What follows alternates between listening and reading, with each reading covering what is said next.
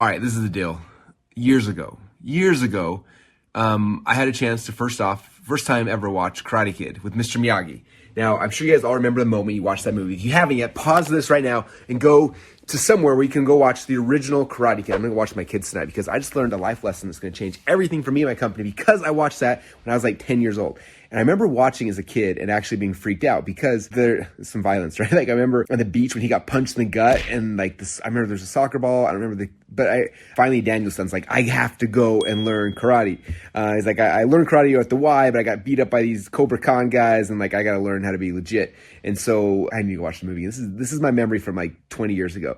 So I remember he goes to a Halloween party. He's dressed up like a shower. He goes and messes with the dude and the dude chases him out. The guy's like all skeletoned up and then catches him at the fence and beats the trash out of him, just beats him like almost to death. And then Mr. Miyagi slowly comes out from the shadows, right? And thrashes all those dudes, like just destroys them. And Danielson's like looking up and sees it's Mr. Miyagi. So he's like, I gotta learn karate from Mr. Miyagi.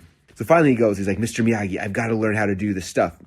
And so Mr. Miyagi's like, all right, come here, let me show you. If you really want to, let me show you. So he walks him out to the car a lot. He's like, okay, here's all these cars.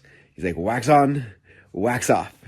Wax on, wax off, right? He gives him the pad of paper. He's like, wax on, wax off. And Danielson's like kind of annoyed. He's like, all right, I'm going to do what my trainer says. So he does this wax on, wax off. He ends up waxing like, I don't know, a dozen cars or something. And he goes, okay, Mr. Miyagi, I'm ready. Like, that was the payment. I'm ready to learn karate. He's like, no. You're not ready yet. Come here. And he's like, let's paint the fence. He's like, and so he starts painting the fence. He's like, no, you're doing it wrong. Like, up this way, down this way, up this way, down this way. So he shifted that around. So he goes and paints these fences and he's doing 3 or 4 like projects for Mr. Miyagi like that. Finally he's getting annoyed. He's like, he comes back, he starts yelling at Mr. Miyagi, like, no, I came here to learn karate. You don't understand. And then like, Mr. Miyagi, if my memory serves me right, throws a punch at him. And instinctively, Danielson's like, whoosh, whacks the fence and blocks it. And then he's like, he throws another punch, whoosh, waxes the car the other way, blocks it. And then he does something else, and he paints the fence and blocks it. And all of a sudden, he's doing these things, and he blocks all the punches. And all of a sudden, he's like, I have been learning karate this whole time. Okay. So I tell you this because I think this week I had an epiphany about how I teach. I was like, oh my gosh, I'm teaching the principle so they know what to do, but they don't really know why to do it. The shift is like, okay, let me make practical training, like something that I can get you excited by because the end result's so sexy and exciting and fun. And in the process, you're doing the principles. And the end of it, I can come back and say, okay, just, this is the things that happen. Because of this exercise you just did, we have a Dream 100 list. We have like who you're trying to serve. We have like all the pieces are in place now.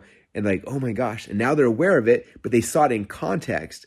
A lot of times we do things where unconsciously competent. We do something well, and we don't really know why. But when we become aware of it and we get our attention drawn to it, then we can go in and we can figure out how to amplify it and magnify it, make it better and better and better. And so that's my goal, is to give people situations and experiments and fun things that are exciting that force you to do the process and to do all the principles you're learning about, and then come back afterwards and be like, okay, here's the principles you just applied. Now we can amplify. Now we can really take it to the next level. So anyway, I'm excited. I'm excited to test out this new style of training, Mr. Miyagi style.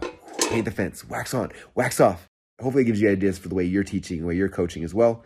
And always try to figure out ways to make it simpler and better and easier for your people. That's the secret. Don't stop. If you can make it simpler, it makes you more valuable to your market, to your people, and that's how you make more money.